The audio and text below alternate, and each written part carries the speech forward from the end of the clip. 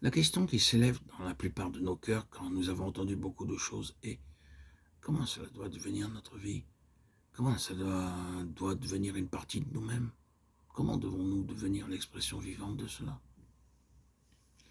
C'est la question qui devrait s'élever en tout cas. Rappelons-nous et rappelons à ceux à l'égard desquels nous avons une responsabilité dans le ministère qu'il est possible d'être toujours en train d'apprendre et de ne jamais parvenir à une connaissance de la vérité. Nous pouvons assister à des conférences, à toutes les assemblées, les réunions et comprendre mentalement tout ce qui est dit et s'en aller avec ces choses dans nos pensées ou les avoir dans nos carnets et puis devoir revenir à une autre conférence pour obtenir davantage et puis à une autre et encore à une autre. Nous regardons en arrière sur toutes ces années de conférences en nous et nous nous mettons à dresser l'inventaire et nous posons la question: quel est donc le résultat de tout ceci? Je me souviens, quand telle et telle occasion, on parla de telle et telle chose, et à une autre occasion de quelque chose d'autre. Ces choses ont été celles qui ont constitué le sujet de diverses conférences. Et maintenant, qu'est-ce que cela représente? C'est là une question très solennelle. Est-ce que nous connaissons ces choses? C'est-à-dire, si elles étaient répétées, aurions-nous l'attitude? Eh bien, nous avons entendu cela auparavant, nous savons cela.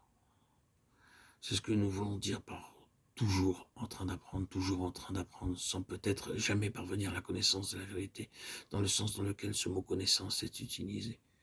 Qu'allons-nous faire? Comment tout ceci doit-il être traduit en quelque chose de plus que des mots, que des pensées, que des idées, que des vérités en tant que vérité?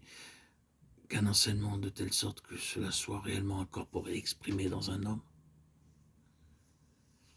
Cela peut être et cela doit être. Exactement le même principe doit opérer comme lorsque Christ est né de Marie. Cela signifie que la parole présentée doit nous conduire à un exercice de cœur. Et c'est ce qui s'est produit avec Marie. Elle est entrée immédiatement dans un exercice de cœur à propos de ce qu'elle avait entendu.